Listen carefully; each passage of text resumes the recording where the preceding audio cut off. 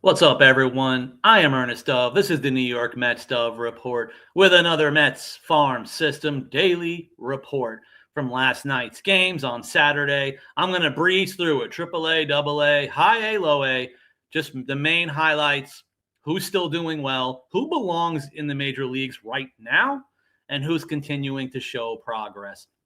Starting up in AAA, two relievers who are taking turns getting wins and saves for each game of the season. I don't know why they're still in AAA. Starting with the right-hander. These are both older guys. The right-hander, Austin Warren. Two more scoreless innings. Overall now, 4 appearances, 5 total innings, 1 hit allowed in the 4 appearances total, 0 runs, 1 walk, 6 Ks. Then there's the lefty, the 96 to 98 mile per hour Anderson Severino. He's now had 3 appearances, 4 1/3 total innings, 2 hits, 0 earned runs, 2 walks, 5 Ks. Why are they not in there instead of Lovelady and Garcia? No idea. Just want to give you the information and the stats. The outfielder, the prospect, Nick Morabito, had another hit again. He's been hitting in each game. Again, 7 game small sample size. He's now slashing 333, 419, 519, 938 OPS to begin this first full week at AAA. Extreme small sample size alert. Nick Morabito, currently a pro career low K rate of 16.1%. Going into the season, that was my thought process on Nick Morabito. We know he's not going to hit a lot of home runs. So the question is, when you have that type of hit tool without power, if your K rate is too high, how are you going to expect to get on base enough to make it in the majors? The K rate quietly so far has dropped significantly for him. Main thing to keep an eye on. Then there's the catcher, the third string catcher, I guess, Hayden Sanger, a.k.a. Barry Bonds. He's slashing 412, 474. He's got a 1,000 slugging and a 1.474 OPS for the first week in AAA. Why? 5 games played, 3 home runs, and a double. Also has 7 RBIs, and he's caught 3 runners stealing. Some of the veteran guys along the infield and outfield that are off to good starts offensively, Christian Arroyo, Vidal Brujan, and Jaywan Bay are all currently hitting over 300. So again, as for depth situations, depth roster, all 3 of these guys could technically get the call, and they could technically be deserving it so far. Down in AA, really good-ish outing with too many walks for Brendan Gurton. 3 1/3 innings, 0 hits allowed in his 3 1/3 in this start.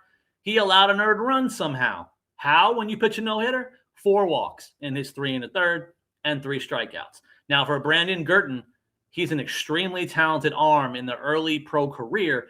ERA is low, everything is low, opponent batting average is low, but the walk rate has been high so far, still now entering this new season in pro ball. Can he get enough pitch command to really start showing out? Then there's the 2 hitters. A.J. Ewing, surprise, surprise. He doesn't even belong in AA, but he's stuck there for now. He's 4 for 9 with 2 walks, 1 K, 2 stolen bases. He has more stolen bases than Ks. He's hitting every game. Probably going to happen from now until he's hopefully promoted to AAA because he doesn't belong here. One guy who does technically belong just to show himself, and he's been showing briefly so far, Eli Serrano III. He's 3 for 7 on the year. All 3 hits are extra base hits, 2 doubles, and a triple.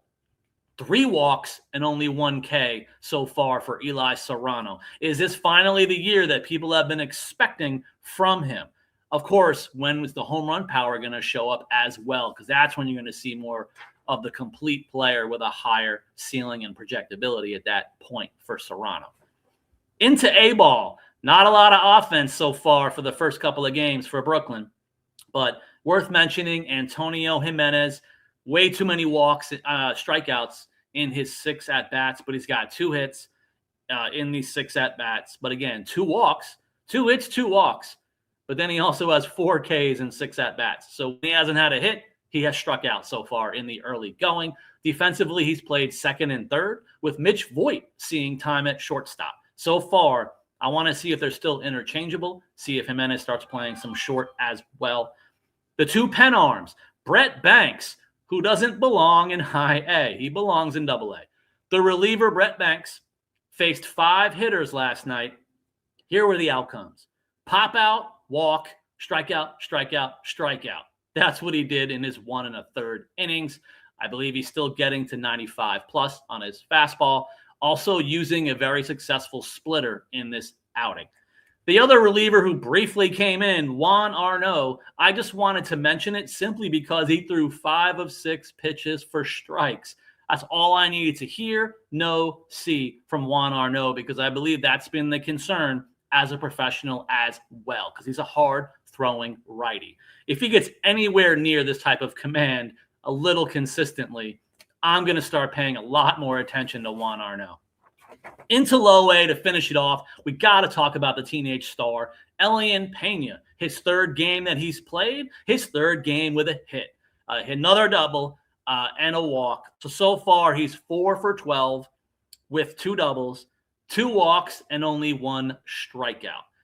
I'm still entirely fascinated to see what the Mets want to do here, rushing Elian Pena to low A. How soon before they send him to high A? I don't think it's going to be that soon, but let's keep an eye out. Then for the pitching, a couple of draft picks from last year showing up, including Cam Tilley, who's making his pro debut in low A in this game, and he throws a no-hitter for 5 innings. 5 no-hit innings, no runs, 1 walk, 6 strikeouts. That's how you make a pro debut.